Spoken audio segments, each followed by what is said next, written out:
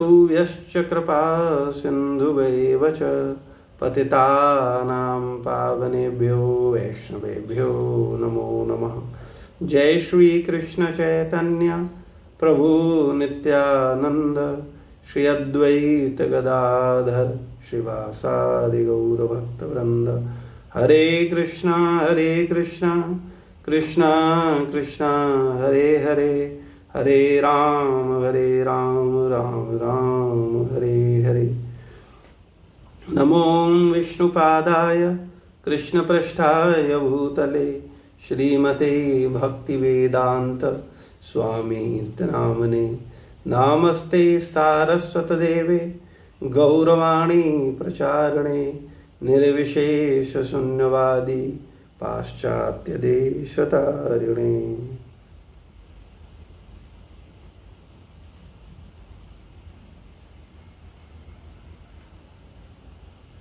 हरे कृष्णा। तो आप सभी भक्तों का ऑनलाइन कक्षा में स्वागत है। हम लोग चर्चा कर रहे हैं पिछले कई दिनों से हम लोग अलग अलग सिद्धांतों पर विशेष रूप से जो मतभेद हैं उन पर कि पहले तो हम लोगों ने चर्चा किया था क्या शास्त्र प्रमाणित हैं या शास्त्रों में जो लिखा गया है वो ठीक है। फिर हम लोगों ने चर्चा किया था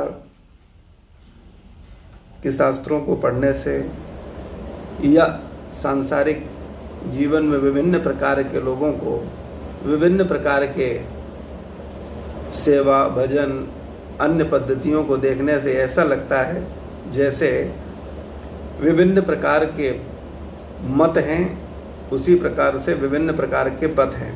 यानी भगवत धाम जाने के लिए, भगवान को प्राप्त करने के लिए बहुत सारे मार्ग हैं। तो क्या ये सही है? यानी जितने मत उतने पथ। तो वास्तविकता में हम लोगों ने इस पर निष्कर्ष निकाला कि ये सिद्धांत सही नहीं है। सारे मार्ग एक ही मंजिल पर नहीं पहुंचाते। मान लो आप लखनऊ में रहते हो तो लखनऊ से जितने रास्ते जा रहे हैं बाहर, वो सारे के सारे रास्ते आपको कानपुर नहीं पहुंचाएंगे। तो जितने मत उतने पथ, ये विचार जो है ये वास्तविकता में बहुत उचित नहीं है। फिर हम लोगों ने ये भी चर्चा किया था पहले कि मानव सेवा माधव सेवा है, नर सेवा नारायण सेवा है। क्या ये सिद्धांत सही है? संसार में बहुत सारे लोग इस विचार का समर्थन करते हैं कि मानव सेवा ही माधव सेवा है या नर सेवा ही नारायण सेवा है। क्या है सिद्धांत? अगर नर सेवा नारायण सेवा होती तो संसार में प्रत्येक व्यक्ति नर की सेवा कर रहा है, वो नर परिवार के रूप में हो, समाज के रूप में हो। लेकिन उन नरों की सेवा करने पर उसको आत्मसंतुष्टि नहीं हो रही है, वो पूर्ण रूप से तृप्त नहीं हो रहा है, शांत नहीं हो रहा है, संतुष्ट नहीं हो रहा है। तो ये नर सेवा नारायण सेवा है, ये विचार भी ठीक नहीं है। भक्ति सिद्धांत सरस्वती महाराज हमारे आचार्य बोलते हैं, कहते हैं कि वास्तविकता में किसी भी व्यक्ति को भक्त बनाने के लिए यानी उसे उचित पथ पर ले जाने के लिए हजारों गैलन खून सुखाना पड़ता है, तब जाकर के किसी एक व्यक्ति को सही मार्ग के लिए संतुष्ट किया जा सकता है। पहले तो युगों युगों में अनंत जन्मों में किसी व्यक्ति को स्वयं ही सत्य का साक्षात्कार नहीं हो पाता कि वास्तविकता क्या है, सत्य क्या है। और संसार में उस सत्य को समझाने के लिए अगर किसी को आप बताओ तो उसके अपनी बहुत सारी धारणाएं हैं, बहुत सारे विचार हैं। वो अपने विचार, अपनी धारणाओं, अपनी मानसिकता के अनुसार जीवन जीता है। और अगर उसको आप सही मार्ग पर लाना चाहते हो, सही बात समझाना चाहते हो, तो आप देखेंगे कि आपको एक लंबे समय तक उसके बहुत सारे प्रश्नों के उत्तर देने होंगे, उसको समझाना होगा, उसके छोटे छोटे डाउट्स निकालने होंगे, और वो उसे मानने में एक लंबा समय लेगा।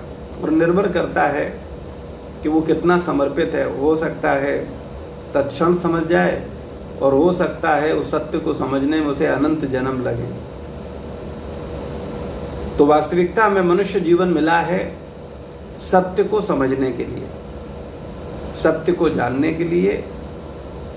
सब कुछ सत्य है ये मानने के लिए मनुष्य जीवन नहीं है। इसके लिए तो पशु जीवन ठीक है, पशुओं को इस बात की चिंता नहीं है।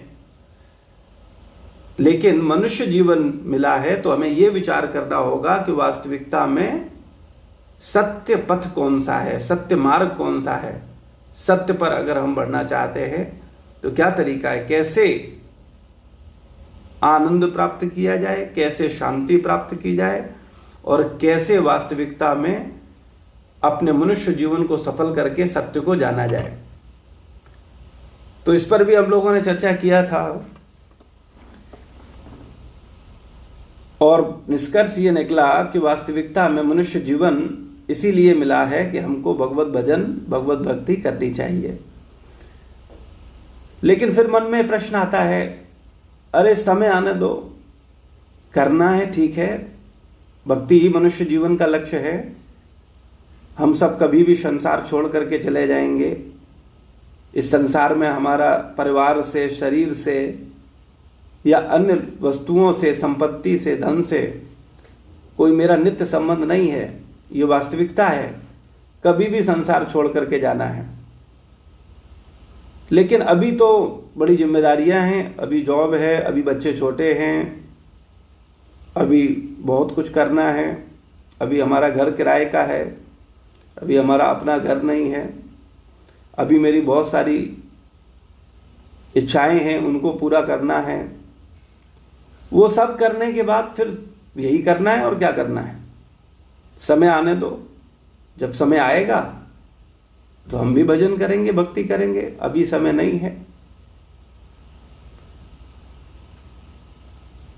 ठीक है, माना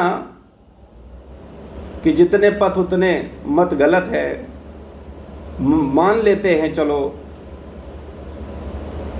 कि आप जो बता रहे हैं वो सही है, आप बड़े विद्वान हैं, शास्त्र में जो लिखा है वो ठीक है, शुद्ध भक्ति ही भगवान को प्राप्त करने का मार्ग है।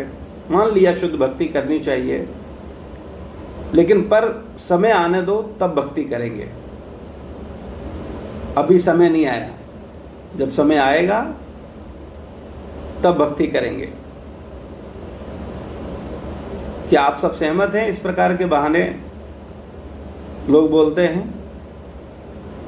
99% लोगों का ये विचार होता है कि अभी नहीं, समय आएगा फिर करेंगे, फिर फुल पूरा जीवन, पूरी शक्ति के साथ हम भगवान की शुद्ध भक्ति करेंगे और आत्म साक्षात्कार करेंगे और भगवत धाम जाने का प्रयास करेंगे, कृष्ण प्रेम प्राप्त करने का प्रयास करेंगे। आप सब लोगों के मन में भी यही विचार होगा कि हाँ करना है, सत्य समझ में आ रहा है कि ठीक है, भगवान का नाम लेना चाहिए, भगवान की शुद्ध भक्ति करनी चाहिए, लेकिन अभी नहीं, थोड़ा समय, अभी थोड़ा सा बहुत सी चीज़ें करनी है। क्या विचार है आपका अनुकूली माता जी? प्रभु जी, ये आप सही बोल रहे हैं कि मन में आता तो है कि रोज हर टाइम जो है भक्ति करें और सबसे प्रचार भी करें, पर होता नहीं है। फिर कुछ और चीज़ें हो जाती हैं और कुछ भी नहीं कर पाते हम। और ये विचार लाइक जब से क्लास ले रहे हो तब से ऐसा आता है कि हाँ जी, जब क्लास में बैठते हैं या थोड़ा जपा करते हैं, हाँ उस टाइम पे है, उसके बाद खत्म, फिर पूरा दिन कुछ और ही चीज़ें चलती हैं। इसका कारण क्या है कि विचार किया आपने? कि हम लोग खुद ही उस चीज को मानते नहीं है शायद। जी पुष्पा माता जी क्या विचार है?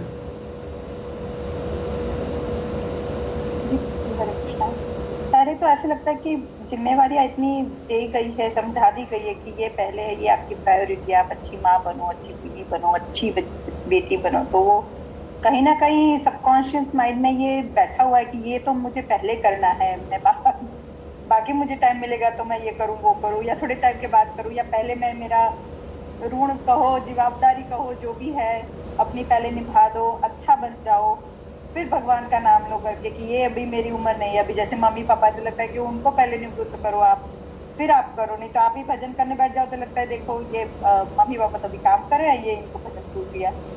मतलब ऐसे लगता है ना कि आपकी काम करने की उम्र है और आप है जो है मतलब उनको पहले कब रिटायर करोगे टाइप। तो वैसे लगता है कि आप कितना कर सकते हो उनके लिए या इनके लिए। फिर अपने लिए तो सोच में भी नहीं आता कि करते तो उतना ही है, टाइम तो उतना ही है। मेरे तो अभी बच्चे काफी छोटे हैं तो कोई एक्सक्यूज नहीं है, बट ये है कि सब डिपेंडेंट है इतने। एक्चुअली आपने बिल्कुल प्रैक्टिकल बात कही कि हमें संसार में ऐसे वातावरण में ये सिखाया गया, ये बताया गया कि हमारी पहली जिम्मेदारी है संसार को संतुष्ट करना, पहली जिम्मेदारी है अपने शरीर का ध्यान रखना, पहली जिम्मेदारी है अपने बच्चों को पालन पोषण भरण पोषण करना, उनका ध्यान रखना। जैसे कि आपने कहा कि एक अच्छी पत्नी बन जाएं, एक अच्छी पुत्री बन जाएं, एक अच्छी माँ बन जाएं। ये सुनने में बड़ा अच्छा लगता है और लगता है कि बड़ी आदर्श बातें हैं। लेकिन हमें बताओ आज तक कोई एक स्त्री भी अच्छी पत्नी बन पाई? क्या उसका पति उससे संतुष्ट हो गया? उसका बच्चा उससे संतुष्ट हो गया? क्या संसार का एक भी बच्चा ऐसा है जो कहे कि हाँ मैं अपने माता पिता से पूर्ण रूप से संतुष्ट हूं? या कोई माता पिता ये तो है ना कि अपने बच्चों से संतुष्ट हो गया? लेकिन अपन तो यही बोला गया ना कि आप अपना करो, चाहे वो आपको अप्रिशिएट कर पाए या नहीं कर पाए, आज नहीं तो बाद में उसको पता चलेगा जो भी है। नहीं, जब भी पता चलेगा तो आपको लगता है तब वो संतुष्ट हो जाएंगे? नहीं होंगे, लेकिन आपको तो करके जो संतुष्टि होती है वो तो समझने वाली बात केवल इतनी सी है। मैं ये नहीं कह रहा कि आप एक अच्छी पत्नी ना बनो या अच्छी माँ न बनो या अच्छी पुत्री न बनो, मेरा इससे मतलब बिल्कुल नहीं है। लेकिन आप अच्छी पुत्री अच्छी माँ बन ही नहीं पाओगे जब तक कि आप सबसे अच्छी वस्तु से नहीं जुड़ोगे, सबसे अच्छे तत्व से नहीं जुड़ोगे। सरल सिद्धांत है, आप अच्छे बन ही नहीं सकते। आप कह रहे हो कि अच्छी पत्नी बन जाओ, लेकिन ईमानदारी से बताओ क्या पत्नी के प्रति जो कर्तव्य हैं, क्या हम उन कर्तव्यों को ईमानदारी से निभा रहे हैं? हम नहीं निभा पा रहे हैं। हम बोल रहे हैं, क्यों नहीं कर पा रहे हैं? क्या हम एक अच्छी माँ होने के नाते जो हमें करना चाहिए क्या वो हम कर पा रहे हैं? हमें पता ही नहीं है एक अच्छी माँ होती क्या है, एक अच्छी माँ की परिभाषा क्या है, एक अच्छी पत्नी की परिभाषा क्या है, एक अच्छी पुत्री की परिभाषा क्या है। हमने अपने मनों में कुछ विचार रख रखे हैं। इसीलिए तो कहा जाता है कि किसी व्यक्ति को सत्य समझाने के लिए गुरु को सैकड़ों गैलन खून सुखाना पड़ता है, तब जाकर के उसको शायद सत्य समझा पाए। और वो भी तब समझा पाएगा जब वो समझना चाहे। अगर उसकी खुद की समझने की इच्छा नहीं है तो उसे कोई नहीं समझा सकता। क्योंकि सबसे बड़ी प्रॉब्लम ये है, हम मानते हैं कि हम जो सोच रहे हैं वही ठीक है और हर अवस्था पे ये चलता रहता है। हाँ, वो अलग बात है जब आपकी चेतना का विकास होता है तब आपको अपने विचारों पर या अपने कार्यकलापों पर हंसी आती है। अरे मैं ये क्या सोच रहा था, ये मैं क्या कर रहा था, मुझे तो कुछ और करना चाहिए था, ये तो ठीक नहीं था। अब समझ में आ गया कि हाँ ये ठीक है। लेकिन वो कब तक है? जब तक आपकी चेतना का विकास नहीं हुआ है। जैसे ही और आगे बढ़ोगे आपको और एहसास होगा, अरे नहीं। तो कहने का मूल तात्पर्य केवल इतना सा है कि हम लोगों को सत्य समझना होगा। पहले सत्य को समझिए, ये मानिए नहीं कि आप जानते हैं सत्य क्या है। हमारी सबकी प्रॉब्लम यह है कि हम मानते हैं कि हम जान रहे हैं कि हम सत्य क्या है। हमको क्या जरूरत है कुछ समझने की? हम तो जो सोच रहे हैं वही ठीक है, हम जो कर रहे हैं वही ठीक है। तो अगर हम जो सोच रहे हैं वही ठीक होता तो इतने ग्रंथ और आचार्य उसकी आवश्यकता क्या थी? व्यक्ति जो कर रहा है वो ठीक है। ईमानदारी बताइए, कभी हमको लगता है कि हम गलत हैं? कभी हमें लगता है कि हम जो सोच रहे हैं वही ठीक नहीं है? ईमानदार, क्या आपको रियल में इसका एहसास होता है कभी? क्या ऐसा फील कर पाते हैं कि आप जो सोच रहे हैं वो बड़ा संकुचित नजरिया है, बहुत बहुत बृहद दृष्टिकोण नहीं है?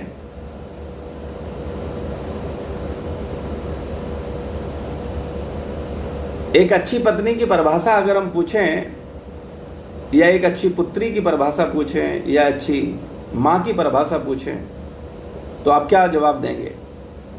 पुष्पा माता जी।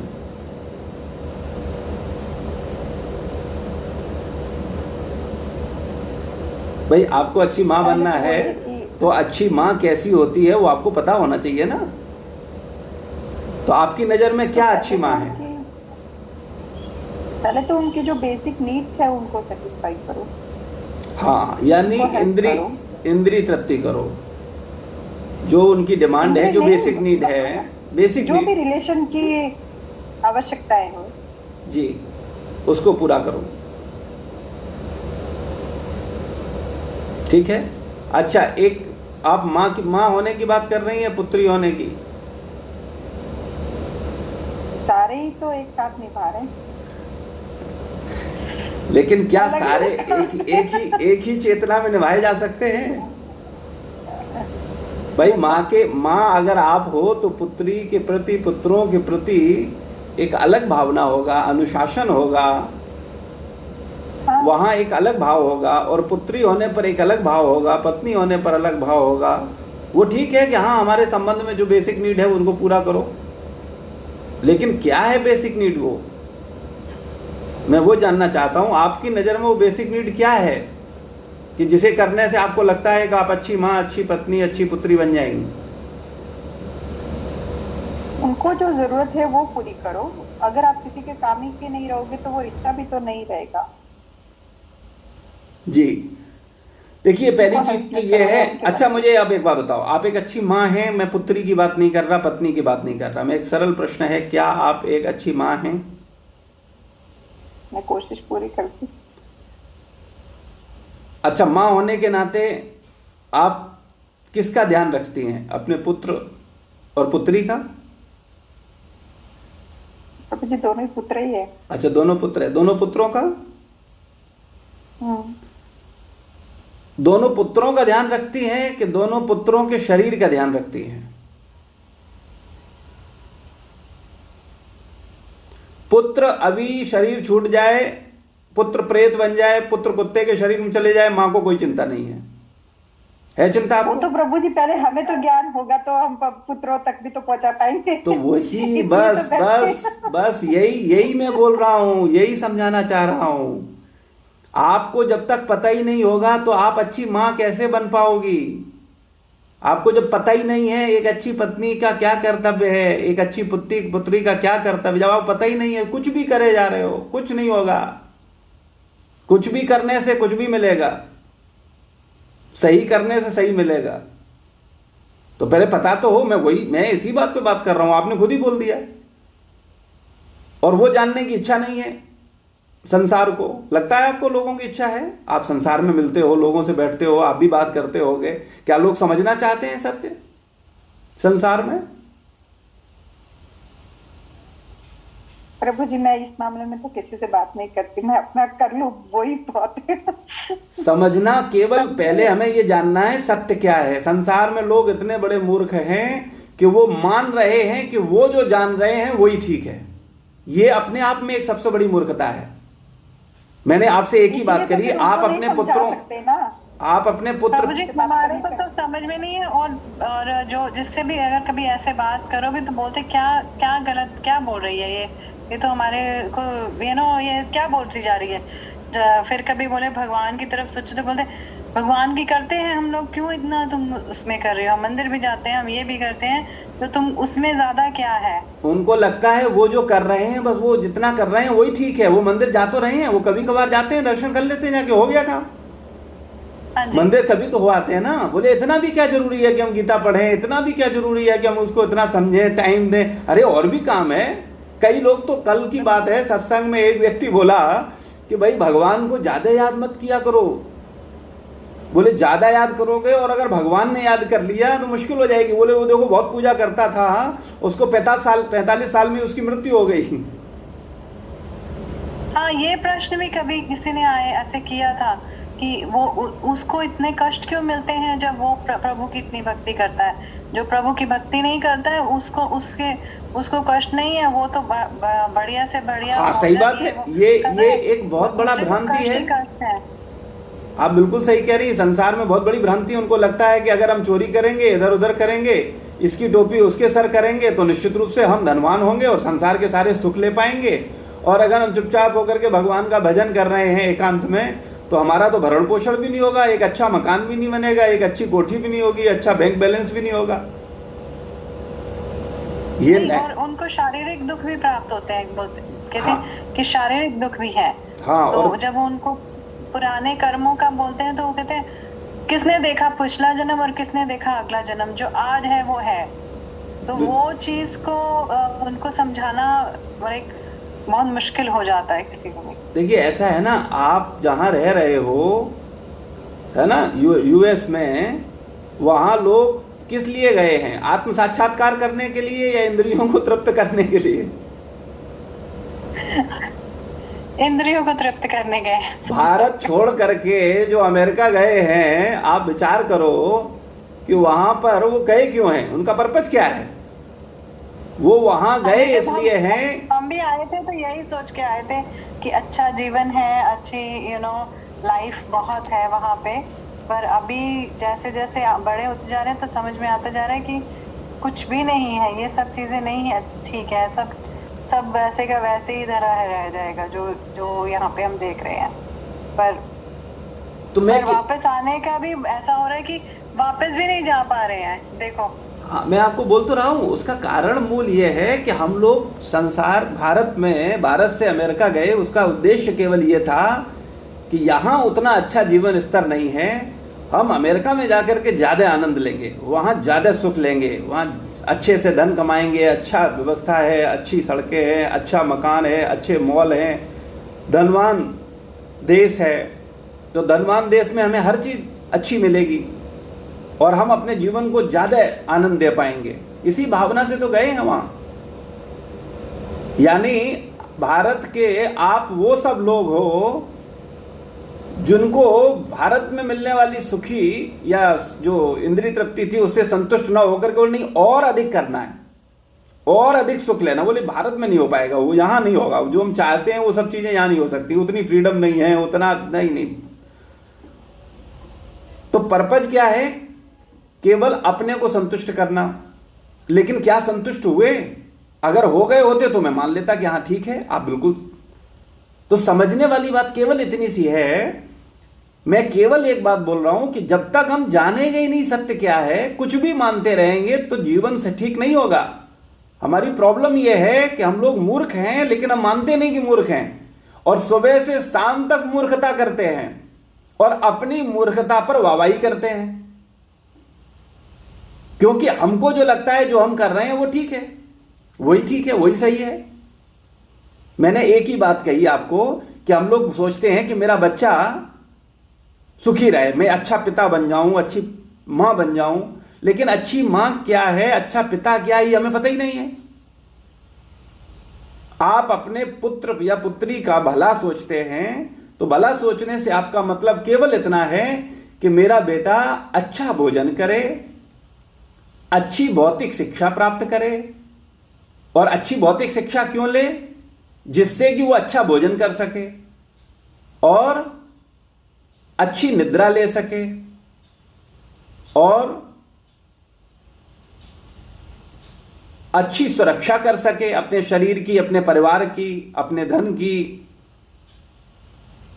और अच्छा मैथुन कर सके, उसका वैवाहिक जीवन अच्छा हो, तो मेरा बच्चा सुखी है।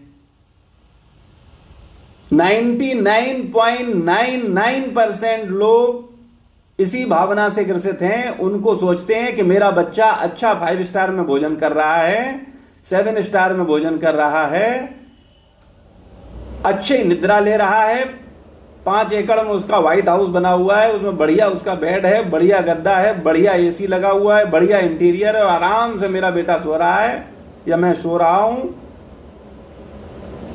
मेरे पास मैथुन की बड़ी सुविधाएं हैं, मेरे पास अच्छी सुंदर पत्नी है, या मेरे बच्चे की अच्छी सुंदर पत्नी हो जाए या अच्छी सुंदर पति मिल जाए इसको, जिससे ये अपना वैवाहिक जीवन अच्छा जिए। और अगर इधर उधर भी कुछ करता है तब भी कोई बात नहीं, समाज में चलता है, कोई फर्क नहीं पड़ता। मनुष्य जीवन मिला ही इसलिए है कि खूब आनंद किया जाए। सही गलत क्या होता है? जिसमें सुख मिले वही सही है। फिर एक स्त्री से संबंध हो या 10 स्त्रियों से संबंध हो, उससे क्या फर्क पड़ता है? ठीक है, समाज बुरा मानता है तो समाज को नहीं सामने आने देंगे, चुपचाप करते रहेंगे, लेकिन असली सुख तो लेंगे। और अपनी सुरक्षा के लिए हम बहुत सारे संसाधन इकट्ठा करेंगे, अपने को हर तरह से शारीरिक सुरक्षा, पारिवारिक सुरक्षा, फाइनेंशियल सुरक्षा। तो एक अच्छा पिता या अच्छी माता होने का मतलब है, आप सोचते हैं कि आपका बच्चा ये 4 कार्य बहुत अच्छा कर रहा है, तो इसका मतलब है वो सुखी है। और स्वयं आप ऐसा सोचते हैं कि अगर ये 4 कार्य आपके अच्छे हो रहे हैं, आप अच्छा भोजन ले रहे हो, अच्छी नींद ले रहे हो, अच्छा मैथुन कर रहे हो, और अच्छी तरह से आपकी प्लानिंग है शरीर और समाज और फाइनेंशियल, तो इसका मतलब है आप सुखी हो। लोगों की यही धारणा है। लेकिन क्या ये सही है? क्या केवल इतना करने मात्र से कोई सुखी हुआ है संसार में?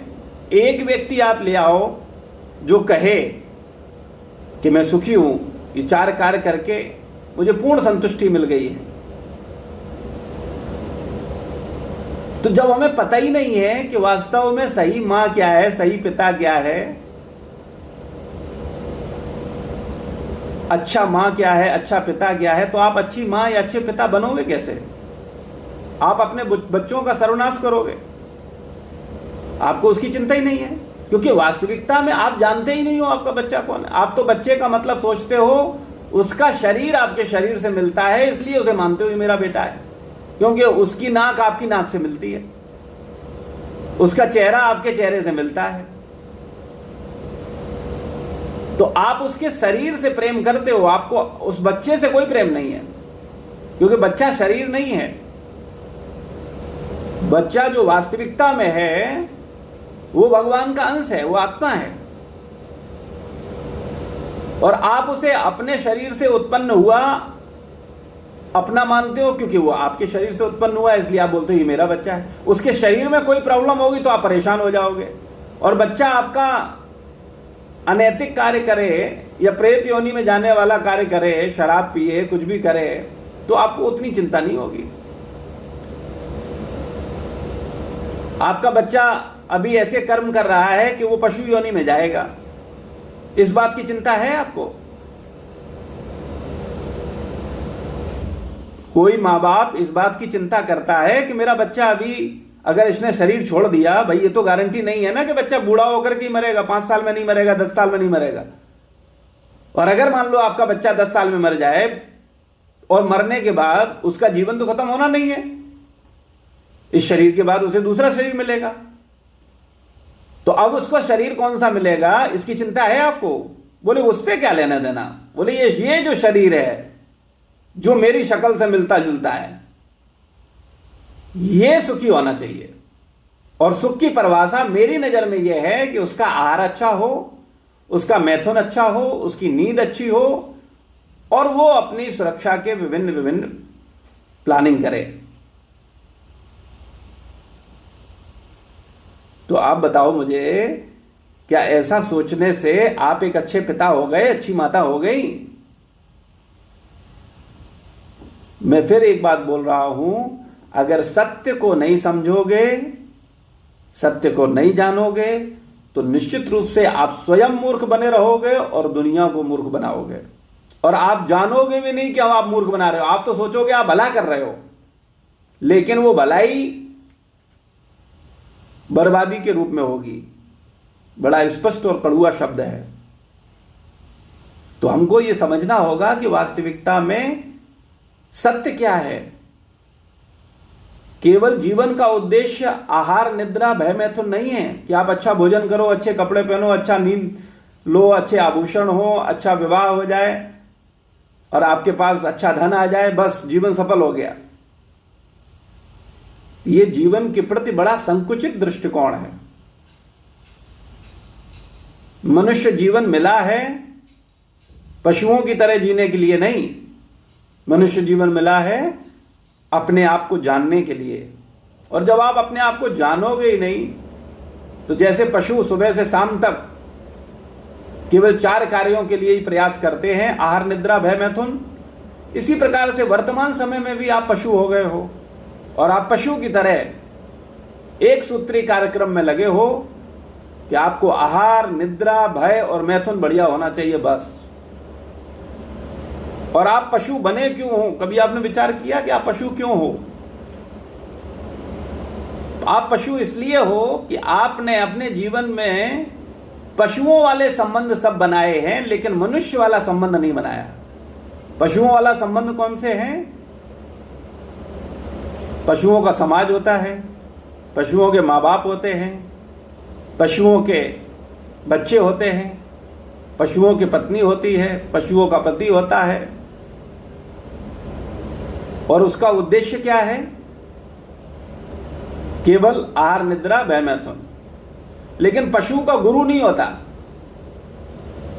किसी पशु का आपने देखा कि कोई गुरु है?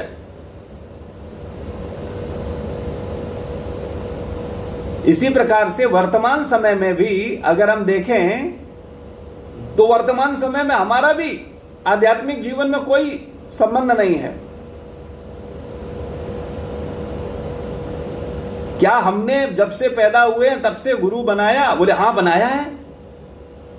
बोले वो देखो फोटो लगा हुआ है। बोले हम पूजा करते हैं, हम तो मानते हैं हमारे गुरु जी हैं, भगवान हैं। भैया फोटो वाले भगवान और फोटो वाले गुरु से काम नहीं चलेगा। आपको प्रत्यक्ष जानना होगा, पूछना होगा और निर्देशन में रहना होगा। आप भगवान को मानते हो लेकिन भगवान की नहीं मानते, तो क्या खाक भगवान को मानते हो? आप गुरु को मानते हो लेकिन गुरु की नहीं मानते हो, तो क्या खाक गुरु को मानते हो? तो कहने का मतलब यह है कि पशु बने रहना स्वाभाविक है। अगर मनुष्य बनना चाहते हो तो सबसे पहले सत्य को जानने का प्रयास करो। मनुष्य जीवन मिला है सत्य की खोज के लिए, पशु जीवन इसलिए नहीं है। पशु जीवन तो केवल आहार, निद्रा, भय, मैथुन के लिए है। और अगर आप एक अच्छे पशु हैं तो निश्चित रूप से आपके जीवन का और कोई उद्देश्य होगा ही नहीं। और जब तक आप इस संसार में रहोगे तब तक केवल खाना, सोना, बच्चे पैदा करना और अपनी सुरक्षा करना, इस पे ही आपका चिंतन रहेगा।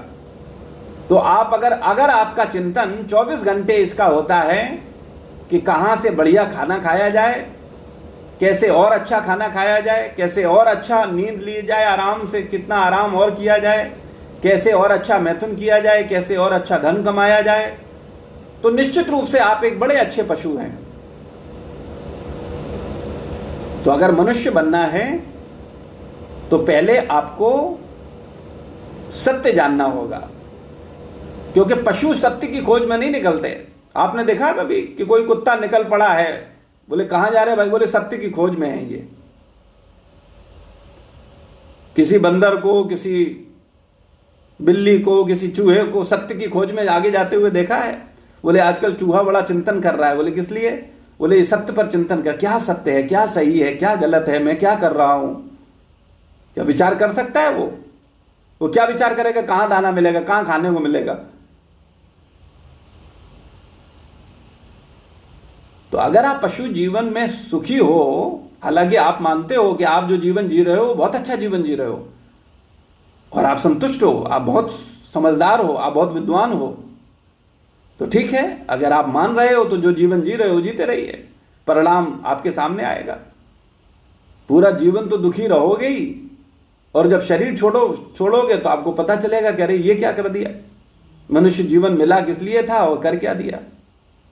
तो इस पर लोग तर्क ये करते हैं कि ठीक है, मान लिया भक्ति करनी है, लेकिन अभी नहीं, अभी समय नहीं है, जब समय आएगा तब भक्ति करेंगे, हम भी भक्ति करेंगे। आपका टाइम आ गया है इसलिए आप कर रहे हो, हमारे पास अभी टाइम नहीं है, अभी मुझे बड़ी जिम्मेदारियां हैं, उनको करना है, फिर भजन करेंगे, हम भी भजन करेंगे, हम भी भक्ति करेंगे।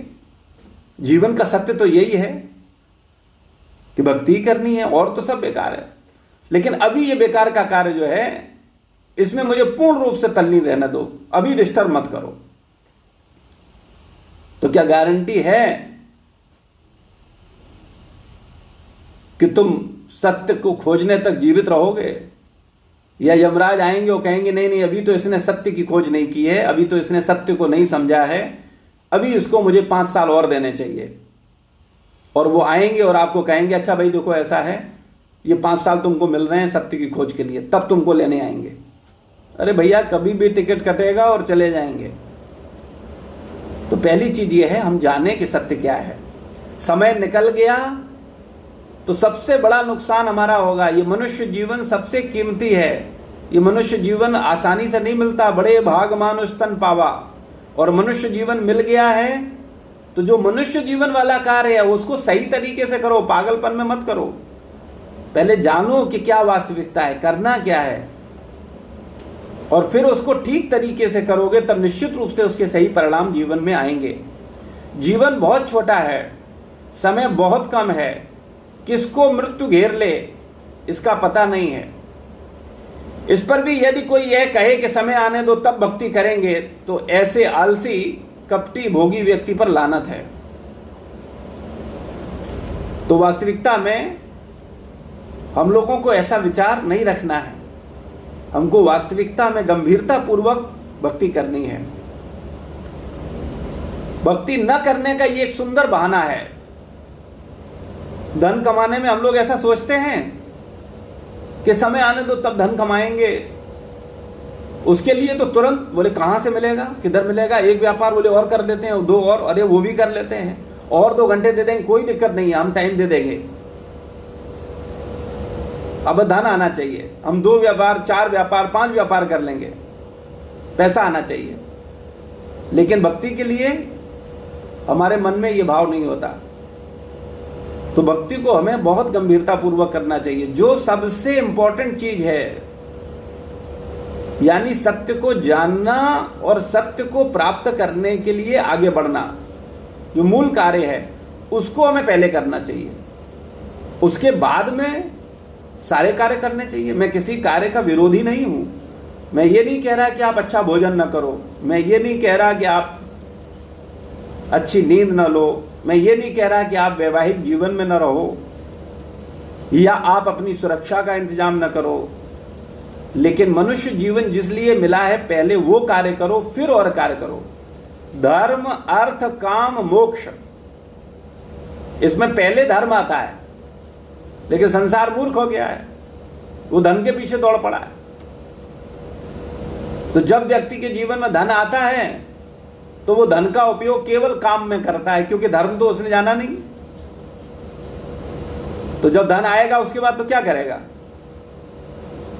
काम की पूर्ति करेगा। श्रील प्रभुपाद बोलते हैं जब किसी के पास धन आता है तो वो क्या करता है? शराब खरीदता है और औरत खरीदता है। तो अगर धर्म को जाने बिना, धर्म को लिए बिना धन कमाने निकलेंगे तो निश्चित रूप से वो धन काम के ही काम आएगा, मोक्ष के काम नहीं आएगा, धर्म के काम नहीं आएगा। तो मनुष्य जीवन धर्म से शुरुआत करो। अपने बच्चों को संस्कार दो, पहले धर्म की शिक्षा दो, धर्म को विषय में बताओ, और फिर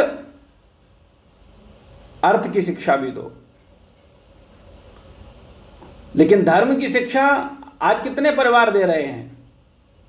तो धर्म के नाम पर क्या हो रहा है? ज्यादा एक चालीसा पढ़ लो बेटा, बस 2 अगरबत्ती लगा दो, बोले मेरा बेटा भी धार्मिक है, मैं बड़ा धार्मिक हूं। क्यों? बोले मैं एक चालीसा पढ़ता हूं। अच्छा, चालीसा का मतलब क्या है? बोले वो हनुमान जी जाने। बोले मैं तो पढ़ता हूं, शिव जी जाने, शिव चालीसा पढ़ता हूं, उसका मतलब क्या है? वो शिव जी जाने, उससे कोई लेना देना नहीं। तो ऐसे तथाकथित नकली धर्म करने से आने वाले समय में बहुत बुरी स्थिति होने वाली है। अभी नहीं समझ में आ रहा है। हम देख रहे हैं संसार में वर्तमान समय में जो परिस्थिति है, उसमें लोग कह रहे हैं अरे हमारे मंदिर पे कब्जा हो गया, अरे हमारे मंदिर पे अन्य धर्म के मंदिर बन गए, या अन्य धर्म के इमारतें बन गई। अरे जब तुम्हें अपने मंदिर जाना ही नहीं है, तुम्हें भक्ति करनी नहीं है, तुमको धर्म समझना ही नहीं है, तुमको धर्म पे चलना ही नहीं है, क्या फर्क पड़ता है? जो कर रहा है उसे करने दो भाई। कोई तो प्रार्थना कर रहा है, करने दो, क्या दिक्कत है? क्यों मिर्ची लग रही है? और अगर मिर्ची लग रही है तो सुधार करो, अपने संस्कार जगाओ, अपने अंदर भक्ति लाओ, मंदिर में जाओ, भगवान की सेवा करो। अरे मंदिरों पर अन्य धर्म के लोगों ने इतना कब्जा नहीं किया है जितना अपने ही धर्म के लोगों ने मंदिर पर कब्जा कर रखा है। आप देखो जाकर की स्थिति। अपने परिवार, अपने घर, अपना समाज के लिए मंदिर को चारों तरफ से हड़प लिया है। कोई और क्या हड़पेगा? जब तुम केवल तुम्हारे जीवन में धर्म ही नहीं होगा तो तुम क्या करोगे? धर्महीन व्यक्ति केवल काम में लगा रहता है, और यही समाज की वर्तमान स्थिति है। प्रत्येक व्यक्ति केवल काम की पूर्ति में लगा है, धन कमा रहा है और काम पूर्ति कर रहा है, धर्म पर कोई ध्यान नहीं है। तो दुर्गति होनी तो निश्चित है। अभी कम है, आने वाले समय में और बुरी स्थिति होने वाली है। इसलिए जागो और जगाओ, धर्म को समझो और धर्म अन्य को दो, धर्म का प्रचार करो। पहले खुद धर्म को समझो। जब तुम खुद ही नहीं समझ रहे हो तो दूसरों को क्या समझाओगे? पहले सत्य को समझो, फिर सत्य को समझाओ। जन्म सार्थक करी कर परोपकार, हमारा आज्ञा गुरु है या तारो यही देश। चैतन्य महाप्रभु ने कहा जन्म सार्थक करी कर परोपकार। पहले जन्म सार्थक करो, पहले खुद समझो सत्य क्या है। ये मानो नहीं कि तुम जान गए हो सत्य क्या है। पहले समझो, पहले धर्म की शिक्षा लो, धर्म पर चलो। क्या स्थिति है? हमारे शास्त्रों में, वेदों में स्पष्ट बोला गया, ईश निंदा बहुत बड़ा अपराध है। भगवान की निंदा करना, गुरु की निंदा करना, यह सबसे बड़ा अपराध है। शास्त्र में बोला गया अगर ऐसा कोई स्थान है जहां कोई ईश निंदा करता है, भगवान की निंदा करता है, गुरु का निंदा करता है, तो बोला गया कि उस व्यक्ति को जीभ काट लो। और क्या कहा गया? अगर नहीं जीभ काट सको तो उस स्थान को छोड़ करके चले जाओ, उसमें पार्टिसिपेट मत करो। लेकिन हम लोग क्या कर रहे हैं? स्वयं निंदा कर रहे हैं, स्वयं, क्योंकि धर्म की शिक्षा नहीं है, पता ही नहीं है क्या भगवान है क्या है। स्वयं अपनी ही निंदा कर रहे हैं। बोले वो भगवान, बोले भगवान ने 16,108 विवाह किए थे, कितने गलत थे, हमको भी करना है।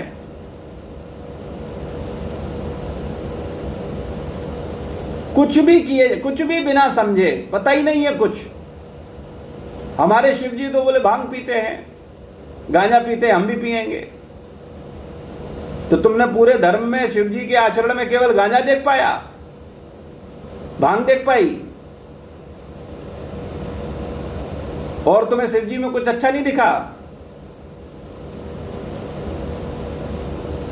तो भैया जब तुम धर्म की शिक्षा न लोगे न बच्चों को दोगे तो तुम खुद असली पशु हो, तुम्हारे बच्चे पशु हैं, और पशुओं के समाज में शांति नहीं हुआ करती।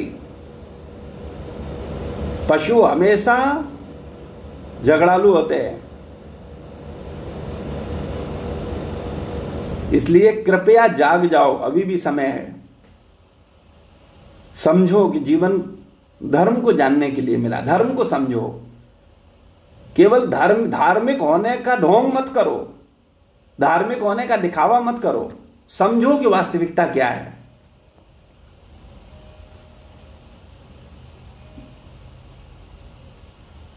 जब धन कमाने की बारी आती है तो लोग बड़ी चुस्ती के साथ पैसे बटोरते हैं। तो भक्ति क्यों नहीं बटोरते? भक्ति को क्यों नहीं भाव रखते कि हाँ क्यों ना जितने पैसा बटोरने की इच्छा है वैसी भक्ति बटोरी जाए? क्योंकि लगता है भक्ति से क्या होगा, पेट थोड़ी भरेगा, भक्ति से अच्छे कपड़े थोड़ी मिलेंगे। अरे भैया भक्ति से तुम्हें वो मिलेगा जो तुम्हें चाहिए। तुम्हें क्या चाहिए? आनंद, असली सुख। वो असली सुख तुमको पैसे से नहीं मिलेगा, वो असली सुख तुम्हें वस्त्रों से नहीं मिलेगा, वो असली सुख तुम्हें गहनों से नहीं मिलेगा, वो असली सुख तुम्हें बड़े घर से नहीं मिलेगा, वो असली सुख तुम्हें मैथुन से नहीं मिलेगा, वो असली सुख तुम्हें भोगों से नहीं मिलेगा। भोगों से क्षणिक सुख मिलेगा, लेकिन जो तुम्हें असली सुख चाहिए, जो असली आनंद चाहिए, वो भक्ति से ही मिलेगा, वो धर्म से ही मिलेगा। तो इसलिए धर्म को समझो, धर्म को जानो, पहले समझो धर्म क्या है। एक चालीसा एक आरती करके मत सोचो कि तुम भी धार्मिक हो। पहले सत्य को जानो, सत्य क्या है।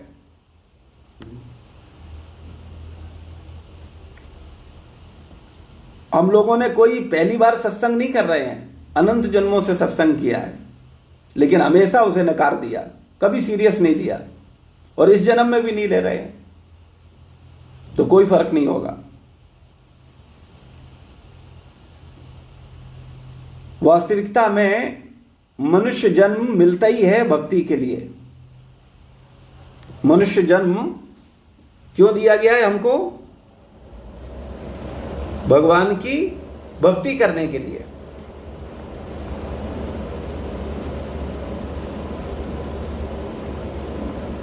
कई लोग तर्क करते हैं हमारे पास समय नहीं है इसलिए हम भक्ति, जब समय आएगा तब भक्ति करेंगे। फिर कुछ लोग क्या तर्क करते हैं, पर करने वाला तो भगवान ही है ना, सब कुछ करने वाला तो वही है ना, तो वो जैसा कराता है वैसा हम करते हैं। उसकी इच्छा होगी तब हम भी भक्ति करेंगे। हम सब तो केवल उसी के हाथ की कठपुतली है। ठीक बात है? कितने लोग सहमत हैं इस विचार से? कितने लोग सहमत हैं? पर करने वाला तो भगवान ही है, वो जैसा कराता है हम वैसा करते हैं। उसी की इच्छा से हम भक्ति करेंगे। जब वो चाहेगा तो हम भी भक्ति करने लगेंगे। अभी वो नहीं चाह रहा है, अभी वो चाह रहा है हम पैसे कमाएं, तो हम पैसे कमा रहे हैं। जब वो चाहेगा तब हम भी भक्ति करेंगे। हम सब तो केवल उसके हाथ की कठपुतली हैं, वो जैसा कर रहा है वैसा हम कर रहे हैं। सहमत हो? क्या विचार है? कोई विचार रखना चाहेगा अपना? इस विचार से कितने लोग सहमत हैं? ऐसा भी कहा जाता ना, कोई है वही जो राम रचे राखा, तो वो जो राम जी ने लिखा है, रचा है हम सबके लिए, वही होगा। हाँ, वही, यही सोई राम रच राखा है ना। तो भगवान ने रच रखा है कि अभी मैं पैसे कमाऊं, अभी मैं संसार का भोग करूं, इसलिए मैं भोग कर रहा हूं क्योंकि राम ने रच रखा है। ठीक बात है? ऐसा है क्या? बनाने की बात। पुष्पा माता जी, क्या विचार है आपका?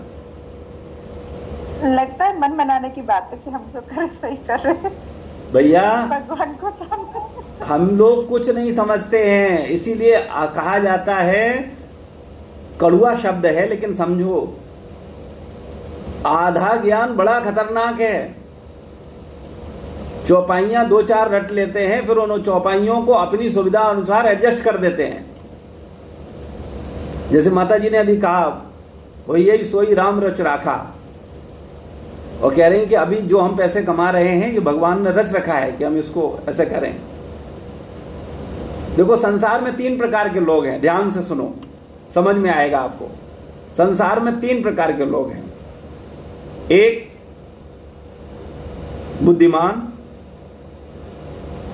एक बहुत बहुत बुद्धिमान, और एक महाविद्वान। ठीक है ना? हालांकि ये संसारी भाव में बोल रहा हूं, वास्तविकता तो ये है, एक है मूर्ख, एक है बड़ा मूर्ख, और एक है महामूर्ख। लेकिन वो मानता अपने आप को विद्वान है, बड़ा विद्वान और महाविद्वान। तो वो क्या सोचता है कि अभी मेरे पास टाइम नहीं है, सुबह से शाम तक मेरी व्यस्तता है, मेरा ऑफिस है, मेरे छोटे बच्चे हैं, मेरी गृहस्थी है, मेरी पत्नी है, मेरे पास टाइम कहाँ है भजन करने का। प्रभु जी, आपके पास टाइम है, आप कर पा रहे हो, मेरे पास टाइम कहाँ है, मेरी कितनी जिम्मेदारियां हैं, आपने तो जिम्मेदारियों से मुंह मोड़ लिया है, अब मैं थोड़ी मोड़ सकता हूं। ठीक है ना? एक विचार, ऐसे लोग विद्वान हैं, है ना? उनसे बड़े विद्वान वो क्या बोलते हैं, अरे प्रभु जी, खूब बहुत इच्छा होती है भगवान की भक्ति करने को, भगवान का नाम लेने को, नाम जप करने को, लेकिन क्या करें, कर्म में ही नहीं है। हमने ऐसे कर्म कर रखे हैं पूर्व जन्मों में, इस जन्म में चाह करके भी भक्ति नहीं कर पा रहे हैं। बड़ी तीव्र इच्छा है लेकिन होता नहीं है, मन नहीं लगता। तो ऐसा भाव रखने वाले बड़े विद्वान हैं। छोटा विद्वान क्या बोल रहा है, टाइम नहीं है, बोले मेरे पास टाइम नहीं, इतनी व्यस्तता है, ऑफिस, कार्यालय, घर, पत्नी, समाज, ये वो, टाइम कहां है मेरे पास। उनसे बड़े विद्वान वो बोल रहे हैं कर्म नहीं है मेरा, ऐसे कर्म कर रखे हैं कि मैं उनके परिणाम स्वरूप भक्ति नहीं कर पा रहा, सत्य को नहीं जान पा रहा, साधना नहीं कर पा रहा। और जो सबसे बड़े विद्वान है, महाविद्वान है, वो क्या बोल रहे हैं, बोले ईश्वर की इच्छा ही नहीं है अभी। भगवान जिस दिन जो चाहेगा, ईश्वर की मर्जी के बिना पत्ता नहीं हिलता। जिस दिन भगवान चाहेगा भक्ति करते, भगवान ने चाह लिया, देखो तुम क्या कर रहे हो, कहां से कहां आ गए। जिस दिन मुझे चाहेगा मैं भी आ जाऊंगा, मैं भी भगवान की भक्ति करूंगा। अभी भगवान की इच्छा नहीं, अभी भगवान, अरे सब काम, सब कोई सब भक्ति करने लगेगा तो संसार कैसे चलेगा। अरे कोई पैसा कमाएगा, कोई और कार्य करेगा, अभी भगवान का इच्छा, भगवान ने सब लोगों को काम बांटे हुए हैं। किसी को अच्छा व्यवसायी बनाया, किसी को अच्छा वक्ता बनाया, किसी को अच्छा आध्यात्मिक, सब भगवान करने वाला है। भगवान की मर्जी के बिना पत्ता नहीं हिलता।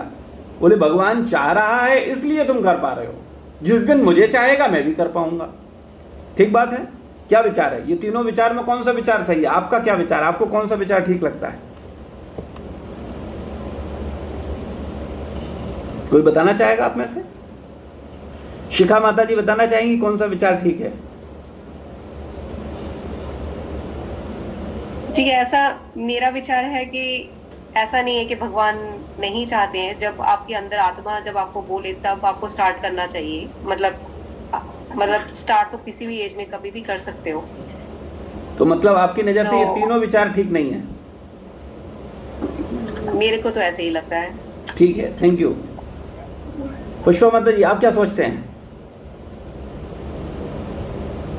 अभी तो सोच रहे मुंह बंद रखूं बस।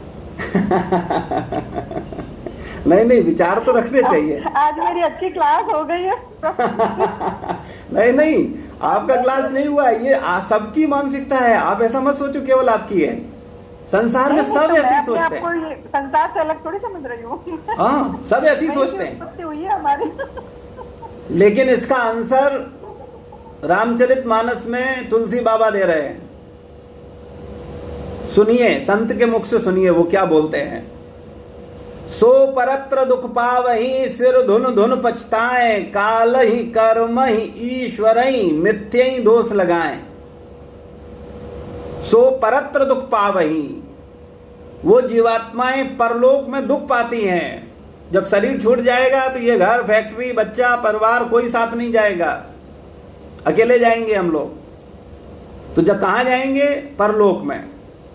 तो आचार्य बोलते हैं सो परत्र दुख पा वहीं दुख पाते हैं, सिर धुन धुन पछताएं, और बड़ा पछतावा करते, ये मैंने क्या किया, मैं तो शरीर में ही लगा रहा और शरीर से जुड़े हुए संबंधों में लगा रहा, शरीर से जुड़े हुए लोगों को बेटा बेटी मानता रहा, अपने को शरीर मानता रहा, शरीर की संपत्ति को अपना मानता रहा, लेकिन शरीर छूटते ही गलतफहमी दूर हो गई, अरे मैं शरीर तो था ही नहीं, ये पत्नी मेरी तो थी नहीं, ये पति मेरा तो था नहीं, ये बच्चा मेरा तो था नहीं, ये फैक्ट्री मेरी तो थी नहीं, ये घर मेरा तो था नहीं, ये पैसा मेरा तो था नहीं, ये शरीर का पैसा था, शरीर का घर था, शरीर का पति था, शरीर की पत्नी थी, शरीर का बच्चा था, शरीर की बेटी थी, शरीर का बेटा था, शरीर का समाज था। जैसे ही शरीर से बाहर निकलता है, परलोक जाता है, सो परत्र दुख पा वहीं सिर धुन धुन पछताएं, धुन धुन करके पछताता, बोले ये क्या कर दिया मैंने। सो परत्र परलोक, सो परत्र दुख पा वहीं सिर धुन धुन पछताएं, काल ही कर्म ही ईश्वर ही, मिथ्ये ही दोष लगाए, झूठे दोष लगाते हैं, मेरे पास टाइम नहीं है, टाइम होता तो हम भी भक्ति करते थे, अरे टाइम चाहो तो निकाल लो, पैसे कमाने के लिए टाइम है, फालतू की बकवास करने के लिए टाइम है, इसकी बुराई करने के लिए टाइम है, अपना गुणगान करने के लिए टाइम है, भजन के लिए टाइम नहीं है, भक्ति के लिए टाइम नहीं है। किसे मूर्ख बना रहे हो, कर्म में नहीं है, सारे कर्म तुम्हारे हाथ में है, आप चाहो तो बुरा करो, चाहो तो अच्छा करो, चाहो तो पिक्चर देखो, चाहो तो भजन करो, चाहो तो फालतू की बातें करो, चाहो तो भगवान नाम लो, आपकी इच्छा है, कर्म का कोई खेल ही नहीं है। गलत धारणा है। और जो सबसे ज्यादा बुद्धिमान है, जो भगवान को ही दोष मरते हैं, ईश्वर ही, बोले भगवान चाहेगा तब हम भी करेंगे, वो चाहता है आप करो तो आप कर रहे हो, जब हमारे लिए भी चाहेगा हम भी करेंगे। तो मिथ्ये ही झूठा दोष लगाते हैं। तो क्या आप चाहते हो ये शरीर छोड़ने के बाद आप भी सिर धुन धुन करके पछताओ कि ये क्या कर दिया मैंने, काल को कर्म को मिथ्ये ही दोष देता रहा। तो वास्तविकता में हम लोगों को समझना चाहिए वास्तविक सिद्धांत क्या है। सत्य को समझाने में गैलन खून सूखता है, बहुत मुश्किल है। जब धारणाओं की गांठें कटती है ना तो बड़ी मिर्ची लगती है, लगता है अरे ऐसा कैसे, हम पागल हैं क्या, ऐसे बाल पक गए मेरे, सब दुनिया देखी हमने, हम भी जानते हैं, हम भी बुद्धिमान है। तो बने रहो बुद्धिमान, जब शरीर छोड़ोगे तब पता चलेगा। तो कृपया पढ़ो, कृपया समझो, कृपया जानो सत्य क्या है। सत्य को जाने बिना, सत्य को मानते रहोगे कि आप जानते हो, तो फिर अपने आप को ही ठगोगे। तो इसलिए ये समझना बहुत आवश्यक है कि वास्तविकता क्या है। तो ये सेंटेंस क्या लग रहा है, ठीक है, मैं फिर बोल रहा हूं, एक बार ध्यान से सुनिए। पर करने वाला तो वही है ना, करने वाला तो भगवान ही है। वो जैसा करता है हम वैसा करते हैं, उसी की इच्छा से हम भक्ति करेंगे। हम सब तो केवल उसकी कठपुतली हैं। ये सिद्धांत ठीक है, ये सही बात है।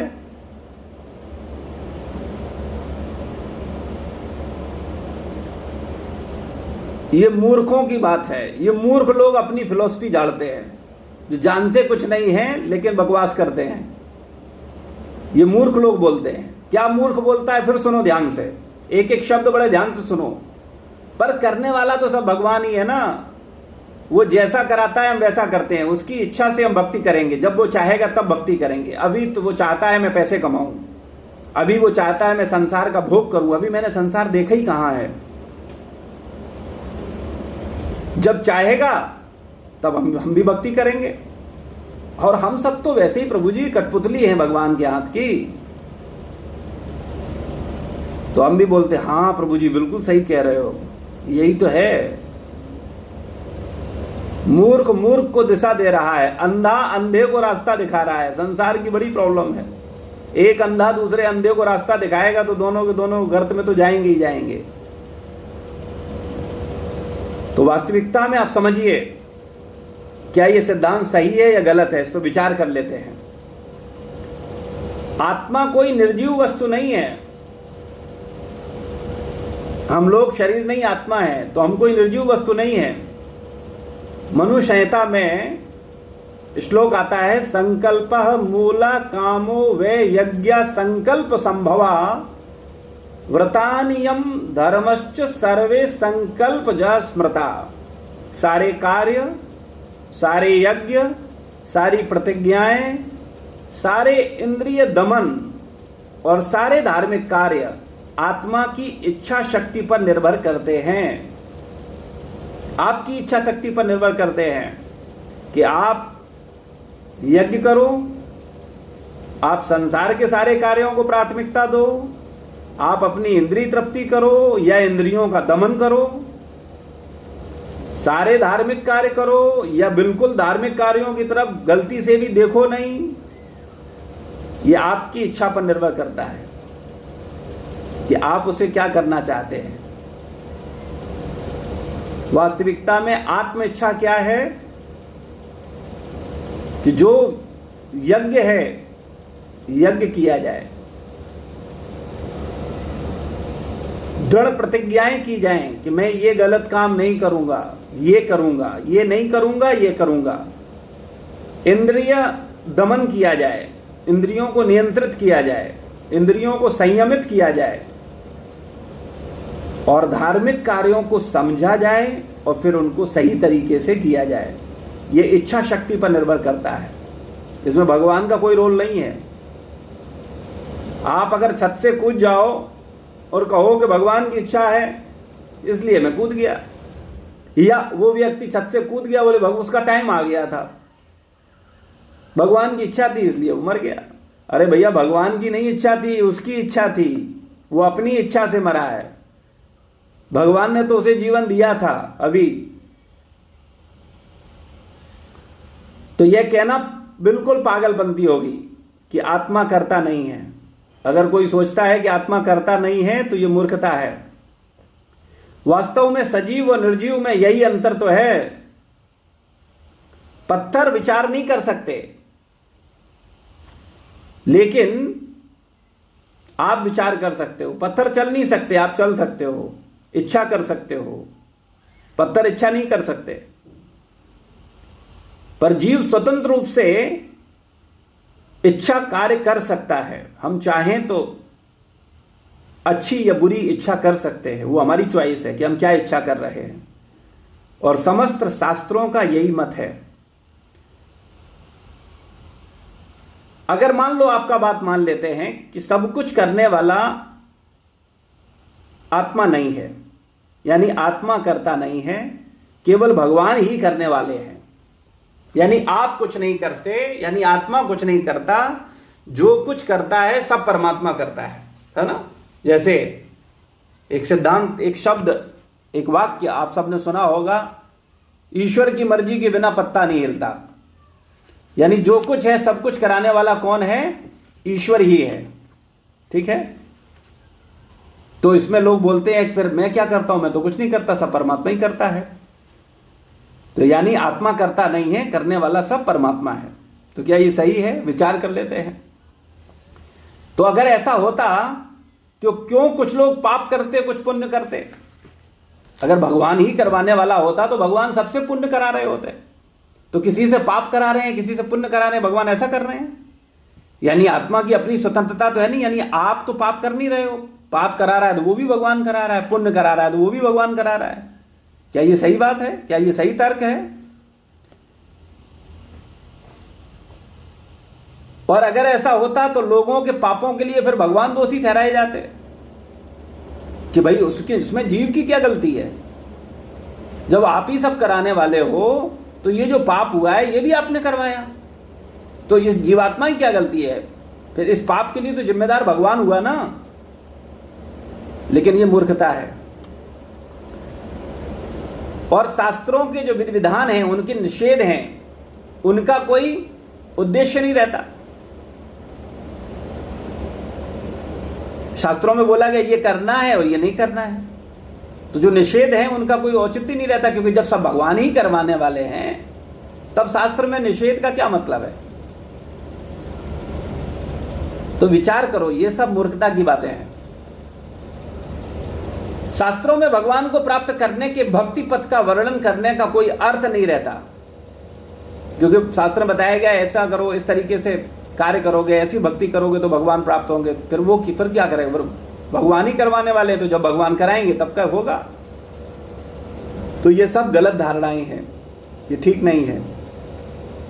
भगवान मुख्य स्वतंत्र करता, आत्मा गौण स्वतंत्र करता है। वास्तविकता में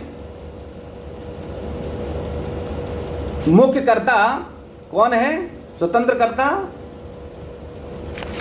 आत्मा। ऐसा सोचते हैं लेकिन ऐसा है नहीं। तो भगवान को मुख्य कर्ता मानते हैं और आत्मा को गौण करता, यानी मेन करने वाला तो भगवान है, आत्मा नहीं है।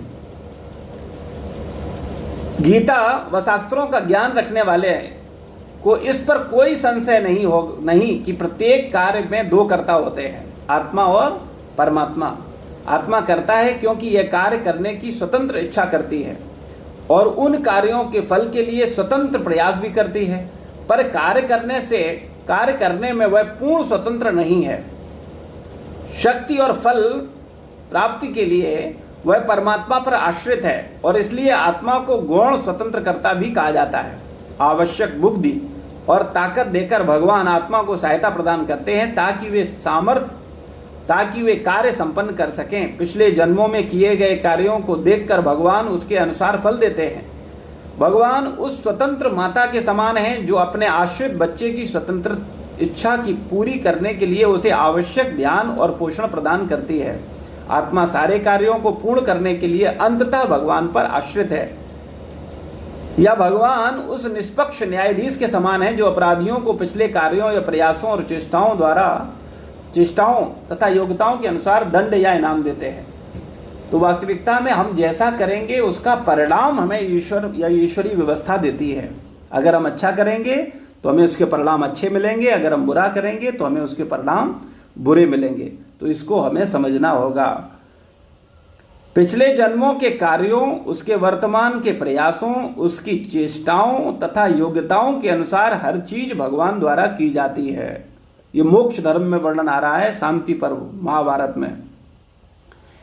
पूर्व कर्म प्रयत्नम च संस्कारम चापिपेक्षतु ईश्वरः कार्येत सर्व तच्छेत कर कूतम मतम।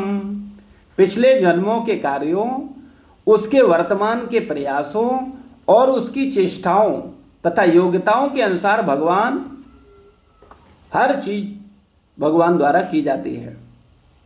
तो यहां से पता चल रहा है कि वास्तविकता में जीव को भगवान ने स्वतंत्रता दी है। जीव जैसा कर्म करेगा उसको वैसे फल प्राप्त होंगे। यानी भगवान सब कुछ कराने वाले नहीं हैं, करने वाले तो हम हैं, अच्छा या बुरा। हाँ, परिणाम भगवान या भगवान की व्यवस्था द्वारा दिया जाता है। यहां तक कि कार्य करने की क्षमता भी भगवान पर आश्रित है। जो हम लोग कार्य करते हैं वो शक्ति कौन दे रहा है? सामर्थ्य कहां से आई? सामर्थ्य तो भगवान से ही आ रही है ना। इसीलिए कहा जाता है भगवान की मर्जी के बिना पत्ता नहीं हिलता। यानी सब कुछ तो भगवान की सामर्थ्य तो भगवान से है ना। आपके शरीर में जो शक्ति है वो आपकी है। अगर आपकी होती तो जब पैदा हुए थे तभी दौड़ने लगते, तभी से 10-20 किलो उठा लिया करते। तो अपने ही हाथ नहीं उठता था, अपने ही शरीर नहीं चलता था। अगर तुम्हारी सामर्थ्य होती तो तुम्हारे पास होती। भगवान की सामर्थ्य है। भगवान देखते हो आप, पैदा हुए शैशवावस्था में ही पूतना को मार दिया। भगवान का शरीर कैसा था? शैशवावस्था में शिशु के समान, और पूतना 8 मील बड़ी, और उसको स्तनपान करके उसके प्राण खींच लिए। आप कर पाते? आपसे तो निपल से भी दूध नहीं निकलता था। तो सामर्थ्य आपकी नहीं है, भगवान की सामर्थ्य भगवान की है। हमारे शरीर में जो सामर्थ्य है ये भगवान ने दी है, ये मेरी सामर्थ्य नहीं है। तो जो भी शरीर में सामर्थ्य है ये भगवान द्वारा प्रदत्त है। पैंगी श्रुति में वर्णन आता है, कृत्वम कर्तव्यम च स्वभाव चेतना धृति यत् प्रसादत्ति में संति न संति यदुपेक्षे। कार्यों को करने और इंद्रियों का उपयोग करने का जो सामर्थ्य है भगवान के नियंत्रण में है और उन्हीं की कृपा पर आश्रित है। तो वास्तविकता में सामर्थ्य तो भगवान ने दी है, लेकिन सामर्थ्य जैसे भगवान ने दी है वैसे ही भगवान ने स्वतंत्रता भी दी है, फ्री विल भी दी है। अब उस स्वतंत्रता या फ्री विल का सदुपयोग करो या दुरुपयोग करो, ये आपकी बुद्धि पर निर्भर करता है, आपके विवेक पर निर्भर करता है। और चूंकि वर्तमान समय में लोग सारे संबंध निभा रहे हैं, केवल गुरु शिष्य संबंध ईमानदारी से नहीं निभा रहे हैं, इसलिए वो उनका विवेक शून्य हो गया है और वो जो करते हैं उनको लगता है वो ठीक कर रहे हैं। तो इसी के कारण उनका जीवन नारकीय दिशाओं की ओर बढ़ रहा है। और ये प्रत्येक व्यक्ति की स्थिति है। अगर हम ईमानदारी से अपना परीक्षण करें तो हम लोग भगवत धाम जाने की ओर कार्य नहीं कर रहे। वास्तविकता में ईमानदारी से अगर अपना परीक्षण करेंगे तो हमें लगेगा हम नरक जाने की व्यवस्था कर रहे हैं, क्योंकि हम गुरु और भगवान की बातों को बहुत गंभीरता से नहीं ले रहे। हम अपने मन के अनुसार कर रहे हैं, जो हमें अच्छा लग रहा है वही कर रहे हैं। भक्ति में आने के बावजूद भी हम वही कर रहे हैं। तो हमें बड़ा सावधान होना चाहिए। श्रेय भगवान को और जिम्मेदारी आत्मा की। वास्तविक मूड क्या होना चाहिए? श्रेय तो भगवान को दो, गुरु को दो, और जिम्मेदारी स्वयं लो।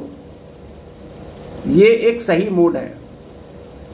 कैसे, समझ लीजिए इसको। चाहे जो भी हो, न तो बच्चों के कार्यों के लिए माता जिम्मेदार है और न ही न्यायाधीश मुजरिम के अपराधों के लिए। लेकिन यदि बच्चा या दोषी सुधरता है तो इसका श्रेय माता को जाता है, न्यायाधीश को जाता है। तो वास्तविकता में अगर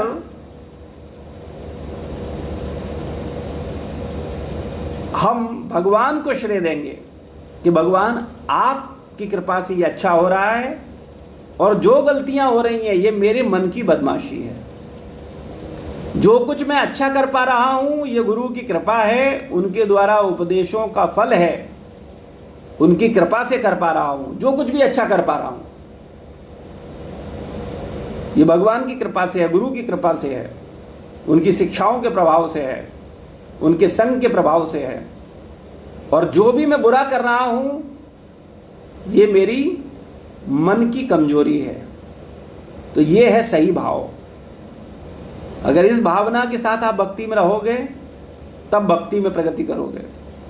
और अगर अपने आप को ही ग्रेड अच्छे देते रहोगे कि आप महात्मा हो, आप तो बहुत अच्छे हो, आप तो ऐसे हो, तो निश्चित रूप से हम अपने आप को ठगेंगे। शील प्रभुपाद की जय, गुरु महाराज की जय, समस्त भक्त वृंद की जय। कोई प्रश्न है, कोई जिज्ञासा है तो पूछ सकते हैं। अभी की चर्चा से अगर किसी भक्त का कोई प्रश्न, कोई जिज्ञासा